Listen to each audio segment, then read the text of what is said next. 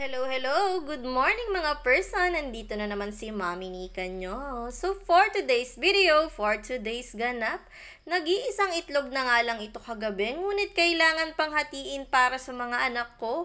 Dahil wala nga budget at hindi nakabili kagabi ay kaya naman nag-decide na lang ako na ilagay yun sa freezer at gawin yung hack na napanood ko. Sa iisang itlog nga daw ay pwede nang dumami ang ating itlog kapag nilagay natin ito sa freezer. Kaya naman sinubukan ko nga. Nag-iisa na nga lang to, apat kaming mag-aalmusal. 2 estudyante at ako at si Daddy Gerson. Ang una ko nga ginawa ay nilagay ko to sa freezer kagabi at ngayong umaga nga ay eto na siya. Nabiyak siya pero pagbukas ko ay buo siya. Na-freeze na nga talaga yung itlog, parang bolang kristal. Tinapon ko na nga muna yung shell bago ko simulang hiwa-hiwain ito into how many pieces. Hindi ko alam kung ilan ang magagawa ko dahil first time ko nga gagawin ang hacks na ito. Hinati-hati ko lang ito sa abot ng aking makakaya. Mukha lang akong struggle sa paghahati niyan pero kulang lang talaga yung pwersa ko. Actually, madali lang siyang hiwain. Kahinaan ko talaga kasi yung humahawak ng mga yelo, nangingilo agad yung kamay ko. So ayun na nga, nakakatuwa, ang galing na hati ko siya into 5 pieces. 4 lang kami mag-aalmusal pero magiging 5 pieces yung itlog natin. Ayun, meron pang para sa alaga kong si Sansa. Agad-agad na nga akong nagpainit ng kawali at mantika at inihanda ko na yung aking maliit na sanse. Ayan, bago pa nga matunaw yung itlog, nagmamadali ako. Baka mamaya malusaw ito dahil freeze egg nga yan. Tawagin na lang pala natin itong iced egg. O, diba? Mayroon tayong iced egg at dahil sa iced egg, nakabuo tayo ng 5 eggs.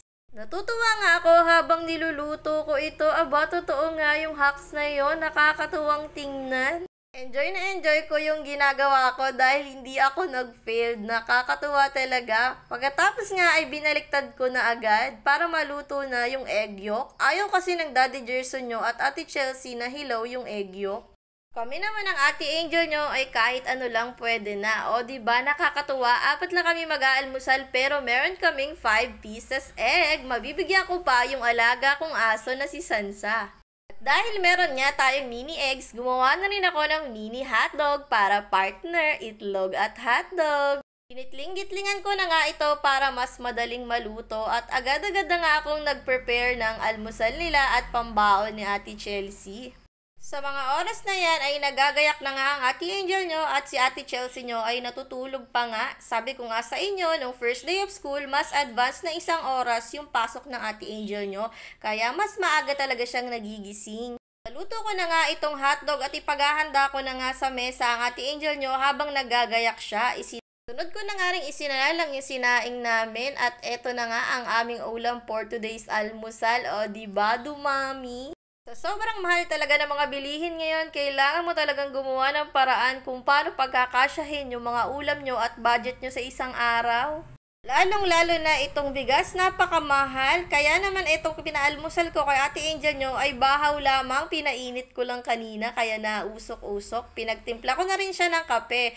Habang nakain niya ang Ate Angel nyo ay dumako na nga ulit ako dito sa ating kusina at sinalinan ko na nga ng aking ginawang dishwashing liquid yung lagayan ko ng dishwashing liquid sa paghuhugas ng plato. Alam nyo ba nakakatuwa itong lagayan ko ng dishwashing liquid? Ito yung lagayan ko dati ng lotion. Vitamin E lotion na galing Thailand. Ayan yan, nakakatuwa. O diba, nagamit ko pa siya bilang lagayan ng aking dishwashing liquid. Habang busy nga ako sa kusina, ang Ate Chelsea nyo ay nagising na at kumain na rin.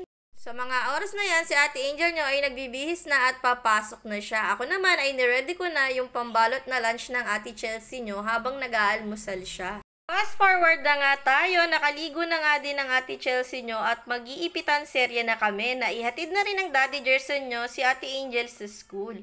At eto na nga, struggle is real. Ang haba-haba talaga ng hair ng Ate Chelsea nyo pero ayokong pagupitan dahil ang ganda nga ng buhok niya. Naku, mukhang dito na nga kami magsasabunutan sa buhok niya dahil maalam na siya, hindi lang pumantay na kaunti ay pinapaulit niya. Talaginding na nga talaga, hindi katulad dati na kahit ano lang ipit ko ay papayag siya. Aba-aba ngayon ay napengol na, masabunutan niya. Maya-maya lang ay natapos na nga siyang maipitan at sa wakas nagtugma rin yung mga gusto ko at gusto niya. At magmamadali na nga siya, baka malate pa siya habang ako naman ay inayos ka na nga itong mga kalat namin at hanggang dito na lamang ang ating video for today's video. Papasok na nga si Ate Chelsea nyo at yun lang muna for today's video. Thank you for watching Mommy Nika Mini Vlog.